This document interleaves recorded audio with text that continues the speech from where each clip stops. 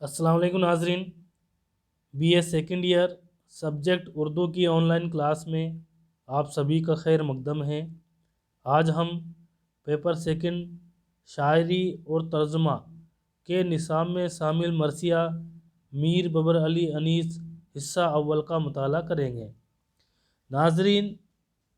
मीर बबर अली अनीस जिन्होंने ये मरसिया लिखा है, सबसे पहले हम उनका तारुफ और उनकी हालत ज़िंदगी का जायज़ा लेंगे। इनका नाम मीर बबर अली था और अनीस तखल्लुस करते थे। इनकी पैदाइश 1802 में फैज़ाबाद यूपी में हुई। इनके वालिद का नाम मीर मुस्तहसिन खलीक था, जो उर्दू मरसिए के बड़े शायर थे। यानी इनके वालिद भी मरसिया लिखते थे, शायरी करते थे। मीर अनीस को उर्दू मरसिया निगारी का बादशाह भी कहा जाता है। यानी मीर अनीस से अच्छे मरसिए, इनसे बेहतर मरसिए और इनसे ज़्यादा मरसिए उर्दू अदब के अंदर किसी दूसरे शायर ने नहीं लिखे, इसलिए इन्हें शहंशाह मरसिया और बादशाह मरसिया के लक़ब से भी जाना जाता है। इनकी वफ़ात 1874 में लखनऊ में हुई। मीर बबर अली अनीस जब इनकी पैदाइश चाहे फैज़ाबाद में हुई, लेकिन कम उम्र में ही ये लखनऊ चले आए और अरबी व फ़ारसी की तालीम वहाँ के नामवर उलमा से हासिल की। घुड़सवारी सिपाहगिरी का फ़न भी इन्होंने माहिरीन से सीखा। चूँकि घर में इल्मी माहौल था और शेर गोई का भी चर्चा रहता था, इसलिए ज़बानदानी और शायरी इनको विरसे में मिली थी। यानी मीर अनीस की पैदाइश चाहे फैज़ाबाद में हुई, लेकिन जब इनकी कम उम्र थी तो अपने वालिद के साथ ये जो है लखनऊ चले आए और वहीं पर जो है अरबी फ़ारसी की तालीम हासिल की। इसके अलावा उन्होंने घुड़सवारी और फ़ौज में सिपाही गिरी के लिए जो ज़रूरी जो ट्रेनिंग होती है वो भी उन्होंने ली। और उसके बाद घर में जो क्योंकि उनके वालिद ख़ुद बड़े शायर थे मीर खलीक, तो उनसे जो है इनने शेर गोई जब इनको सीखी तो इनको शेर कहने शुरू किए। इसलिए ज़बानदानी और शायरी इनको विरसे में मिली थी, क्योंकि इनके वालिद शायर थे तो ये इनको विरासत में मिली थी। उन्होंने अपनी शायरी का आगाज़ गज़ल गोई से किया था, लेकिन वालिद के समझाने पर कि आखिरत की फ़िक्र करना भी लाजिम है, तो फिर मरसिया गोई की तरफ तवज्जो की और इस सनफ़ को बुलंदी पर पहुंचा दिया। यानी मीर अनीस ने और दूसरे शुरा की तरह शायरी की इब्तिदा गज़ल से ही की, लेकिन जब इनके वालिद मीर खलीक ने कहा तो उनके कहने पर ये मरसिया निगारी की तरफ राग़िब हो गए और मरसिया लिखने लगे। मरसिया को एक आला मकाम और बुलंदी तक इन्होंने पहुंचा दिया। चूँकि वो मुख्तलिफ़ उलूम व फ़नून से वाकिफ़ थे, घुड़सवारी सिपाहगिरी में माहिर थे, इसलिए इनको मरसिया गोई में कामयाबी मिली। इसके साथ साथ इंसान की नफ्सियात से भी बखूबी वाकिफ़ थे और ये खूब जानते थे कि कौन सी सूरत में क्या वाक़या या किसी मौके पर कौन सा किरदार अच्छे से काम कर सकता है। तारीख़ इस्लाम में मारका और करबला के सिर्फ इशारे मिलते हैं, लेकिन इनको अनीस ने बड़ी महारत से एक कड़ी में पिरोकर मरबूत प्लाट पेश कर दिया। जनाब हुरका का मरसिया इनकी बेहतरीन मिसाल है। अनीस ने अच्छे एक मरसिया में खुदा से दुआ की थी कि मुझे ऐसी महारत अता कर कि खून बरसता नज़र आए, जो दिखाऊं सफ़े जंग ये दुआ कबूल हो गई। और वाकई अनीस ने जो भी बयान किया है उसकी तस्वीर खींच दी है। अनीस ने अनगिनत मरसिए लिखे, जिनमें से बहुत से ज़माने में हाथों ख़त्म हो गए, मगर जो बाकी रहे हैं वो बहुत ही है और उनकी शोहरत काफ़ी है। अनीस का मुकाबला दबीर से हमेशा रहा है। तो इस इक़्तिबास में हमने जाना कि मीर अनीस को जब मरसिया गोई विरसे में मिली, विरासत में मिली, तो उन्होंने मरसिया गोई में अपना हुनर दिखाना शुरू कर दिया और मरसिए को मेराज कमाल तक पहुंचा दिया। मरसिए में इस तरह के अल्फाज और इस तरह की तस्बीहात और इस्तरात का इस्तेमाल उन्होंने किया कि जो लाफानी शोहरत की हामिल है। میر انیس چونکہ گھڑ سواری سپاگیری میں بھی مہارت رکھتے تھے، تو انہوں نے اپنے اس فن کو مرثیے کے فن میں بھی آزمایا، یعنی اس طرح کے تصورات کے ساتھ مرثیوں کو پیش کیا ہے جس کی کوئی دوسری مثال دیکھنے کو نہیں ملتی۔ اس طرح تاریخ اسلام سے وہ واقف تھے، اور تاریخ اسلام اور واقعہ کربلا کو اس طرح انہوں نے اپنے مرثیوں میں پیش کیا کہ ان جیسا کوئی دوسرا مرثیہ نگار اس طرح سے پیش نہیں کر سکا۔ ان کے ہم عصر مرزا سلامت علی دبیر نے بھی چاہے مرثیے لکھے ہیں، وہ بھی چاہے مرثیے کے اچھے شاعر ہیں، لیکن انیس کے مد مقابل ان کا وہ شہرت ان کو نہیں مل پائی جو میر انیس کو ملی۔ اب ہم میر انیس کی کلام کی خصوصیات یا ان کی شاعری کی خصوصیات کا جائزہ لیں گے کہ ان کی شاعری کی کیا خصوصیات ہے۔ انیس کو شاعرانہ ذوق وراثت میں ملا تھا۔ شاعرانہ کمال کے لیے ان کا خاندان صدیوں سے ممتاز رہا، چنانچہ انیس کا یہ دعویٰ صرف شاعرانہ مبالغہ ہی نہیں بلکہ ایک روشن حقیقت ہے کہ عمر گزری ہے اسی دست کی سیاہی میں، پانچویں پشت ہے شبیر کی مداحی میں۔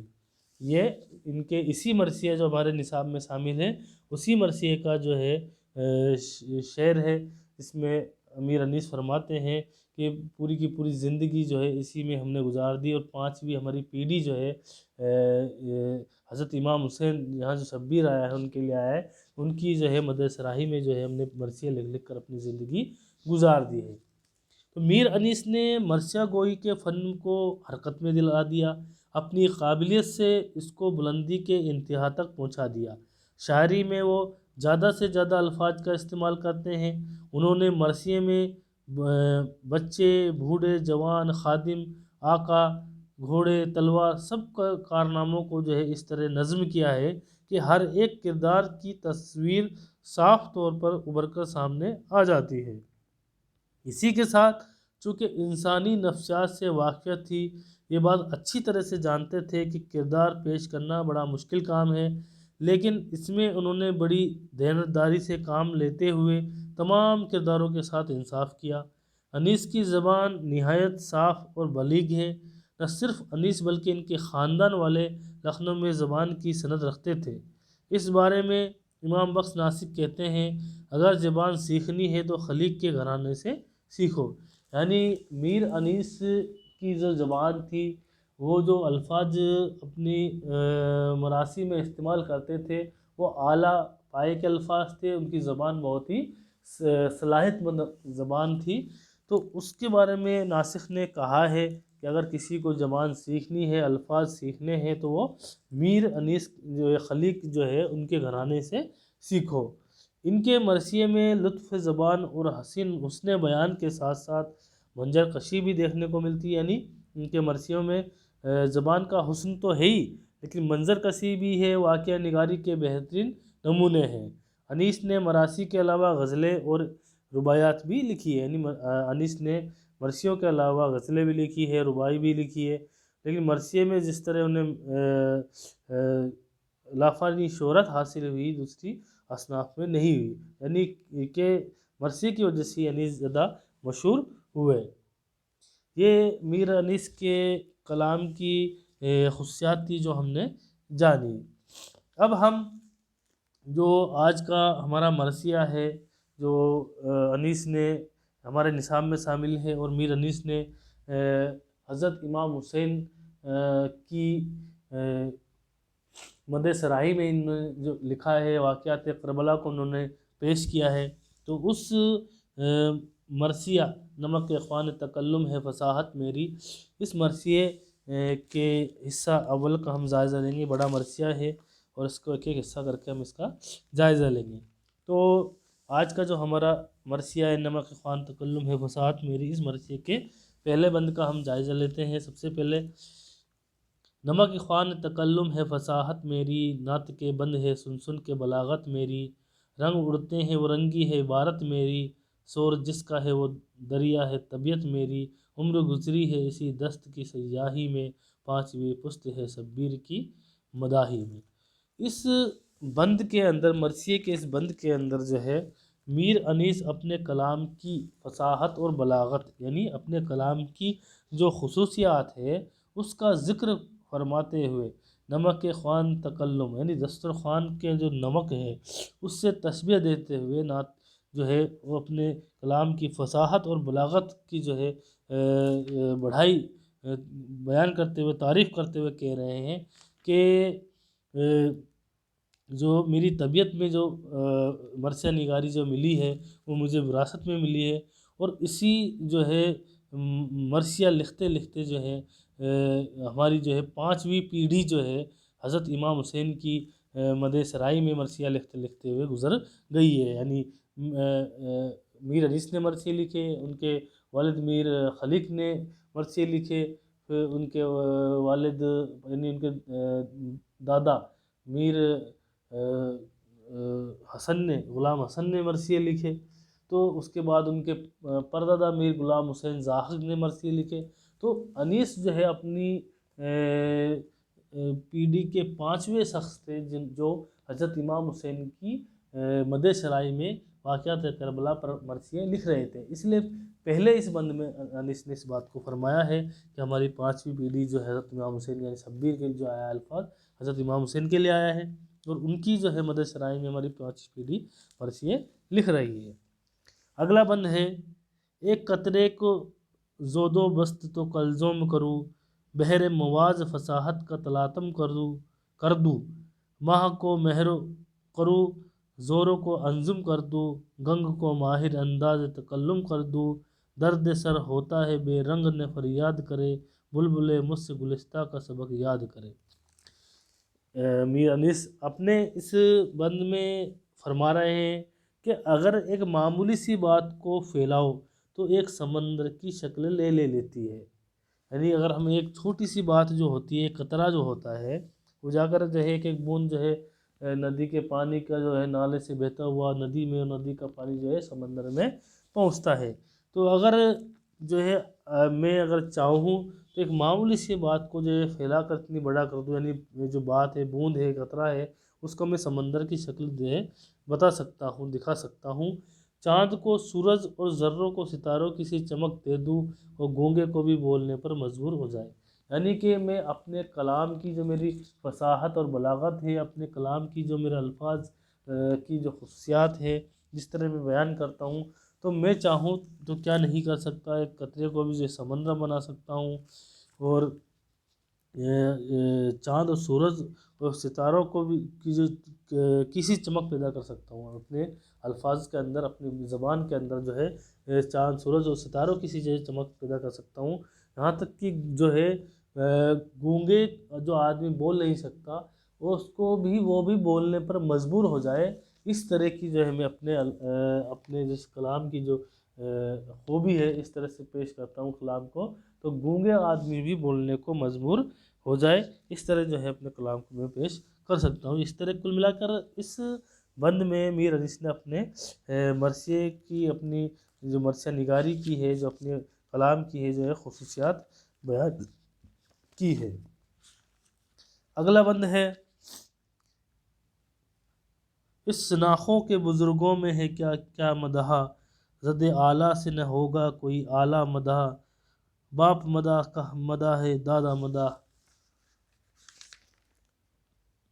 امزی قدر شناخوانوں میں یکتا مدح، جو عنایات الہی سے ہوا نیک ہوا، نام بڑھتا گیا جب ایک کے بعد ایک ہوا۔ یعنی مرثیے کے اگلے اس بند میں میر انیس کہتے ہیں کہ میرے بزرگوں میں ایک سے بڑھ کر ایک مدح پیدا ہوئے ہیں، جو کہ اپنی مثل آپ تھے ہوئی سب خدا کے فضل و کرم سے ہوا۔ کہنے کا مطلب یہ کہ میرے جو بزرگ تھے، میرے دادا والد دادا پردادا سب نے جو ہے حضرت امام حسین کی مدح سرائی میں مرثیے لکھے، تو ایک سے بڑا ایک مدح نگار ہوا، یعنی سب بڑائی بیان کرنے والے ایک سے ایک ہوئے، اور ہماری جو ہے یہ ہمارے وراثت میں ملی ہے کہ ہم جو ہے مرثیے کے اندر اس طرح کی جو ہے باتیں پیش کرتے ہیں کہ وہ لوگوں کو پسند آتی ہے، اور خدا یہ سب جو ہمیں چیز ملی ہے کہ خدا کے فضل و کرم سے ہی ملی ہے کہ ہم جو ہے ایک سے بڑا ایک جو ہے مرثیہ نگار ہم بنے ہیں۔ اگلا شعر ہے، تباہ ہر ایک کی موضوع قد زیبا موضوع، صورت شروع ازل سے ہے سراپا موضوع، نثر بے سزا نہیں نظم اعلیٰ موضوع، کہیں سکتا نہیں آ سکتا قضا نا موضوع، تول لے عقل کے میزاں میں جو فہمیدہ ہے، بات جو منہ سے نکلتی ہے تو وہ سنجیدہ ہے۔ بہت اچھی بات انیس نے اپنے اس بند میں اپنی مرثیہ نگاری کی خصوصیات بیان کی ہے، اور وہ کہتے ہیں کہ وہ لوگ بہت ہی موزوں طبیعت والے تھے جو بے موقع پر سختہ والی بات نہیں کہتے تھے، یعنی بہت ہی خوش طبیعت وہ لوگ ہوتے تھے جو بے موقع نہیں بولتے تھے بلکہ موقع آنے پر ہی اپنی بات کہتے تھے۔ اگر عقل مند ہے تو پھر وہ دوسروں سے موازنہ کر لے کے ہر ایک بات سنجیدہ تھی۔ کہنے کا مطلب یہ انیس فرما رہے ہیں کہ ہم نے مرثیے کے اندر جو بھی باتیں لکھی ہے وہ بالکل معانی کے حساب سے، الفاظ کے حساب سے بامعنی ہے، کوئی بھی بے فالتو کی باتیں ہم نے جو ہے مرثیہ نگاری کے اندر نہیں لکھی ہے۔ اور اگر کسی کو موازنہ کرنا ہے کسی دوسرے شعراء سے تو وہ موازنہ کر کے دیکھ لے کہ ہماری جو شاعری ہے، ہمارا جو کلام ہے وہ کسی بھی طرح سے دوسرے شعراء سے جو ہے کم نہیں ہے۔ تو اس میں بھی جو ہے انیس نے اپنے کلام کی خصوصیات کو ہی بیان کیا ہے۔ اگلا جو شعر ہے وہ میر انیس کہتے ہیں، خلق میں مثل خلیق اور تھا خوش کوئی کب، نام لے دھولے زباں کو کوثر و تسنیم سے جب، بلبل گلشن جہرا آل و عاشق رب، مطبع مرثیہ گوئی میں ہوئے جس کے سب، ہو اگر ذہن میں جو دت ہے تو موزونی ہے، اس احاطے سے جو باہر ہے وہ بیرونی ہے۔ شاعر فرماتے ہیں اپنے اگلے اس بند میں کہ میر خلیق کے مقابلے میں اچھا کہنے والا کوئی نہیں تھا، یعنی اپنے والد کی شاعری کی کلام کی خصوصیات بیان کرتے ہوئے میر انیس فرماتے ہیں کہ میرے والد یعنی میر خلیق کے مقابلے میں اس سے اچھے شاعری کرنے والا، ان سے اچھے مرثیے لکھنے والا کوئی دوسرا نہیں تھا، اور وہ علی زہرا کے گلشن کے بلبل تھے، یعنی حضرت علی وہ حضرت زہرا کے جو ہے باغ کے بلبل تھے، جو وہ باغ علی اور زہرا کا وہ باغ جس کی بہت ہی خوبصورت آواز والی بلبل جو تھے وہ میرے والد میر خلیق ہی تھے۔ اور تمام ہی مرثیہ گو ان کے پیروں میں ہوئے، ان کا کلام مرثیہ پر ہی رہا ہے، یعنی کہ ان کے جیسا کوئی مرثیہ نگار اپنے والد کی یہاں بڑائی بیان کر رہے ہیں کہ میرے والد سے بڑھ کر جو ہے کوئی مرثیہ نگار اس زمانے میں نہیں ہوا ہے۔ میرے والد جو بات لکھتے تھے وہ اتنی میٹھی آواز ہوتی تھی، جس طرح بلبل کی میٹھی آواز میں جو ہے وہ اپنا کلام اپنی شاعری لکھتے تھے۔ ایک طرح سے وہ حضرت علی اور حضرت زہرا کے جو ہے باغ کی جو ہے خوبصورت بلبل تھے۔ اور آج کے اس مرثیہ یعنی حصہ اول کا آخری بند ہے۔ شاعر کہتے ہیں کہ بھائی خوش فکرت و خوش و لہجہ و پاکیزہ خیال، جن کا سینہ گوہر علم سے ہے مال و مال، یہ فصاحت یہ بلاغت یہ سلاست یہ کمال، معجزہ گر نے اسے کہیے تو ہے سحر حلال، اپنے موقع پہ جسے دیکھ یہ لاسانی ہے، لطف رحمت کا ہے یہ رحمت جزدانی ہے۔ شاعر فرماتے ہیں کہ میرے بھائی اچھے اخلاق و کردار والے تھے، جن کا سینہ علم سے بھرا تھا، ان کے کلام میں فصاحت و بلاغت تھی، گویا کہ وہ ایک حلال جادو تھا، یہ سب خدا کا کرم تھا۔ یعنی کہ جو میر انیس اپنے والد اور اپنے عزیز و اقارب اپنے بھائیوں کے شاعری کے بارے میں، ان کی مرثیہ نگاری کے بارے میں، ان کے اچھے اخلاق و عادات کے بارے میں، ان کے کردار کے بارے میں ذکر کرتے ہوئے فرماتے ہیں کہ وہ بہت ہی خوش اخلاق انسان تھے، ان کا جو ہے سینہ علم سے بھرا ہوا تھا، ان کے کلام میں فصاحت و بلاغت تھی، یعنی خوش یابی کی جو ہے ان کی شاعری تھی، وہ ایک حلال جادو تھا، یعنی وہ ایک اچھا جادو تھا، وہ یہ سب خدا کا کرم تھا، وہ سب چیزیں جو ہے خدا کے کرم کی وجہ سے ان کے میرے اجداد کے اندر یہ چیزیں آئی تھی، جتنے اچھے جو وہ مرثیہ لکھ رہے تھے وہ صرف خدا کے فضل و کرم کی وجہ سے ہی وہ لکھ رہے تھے۔ شکریہ ناظرین۔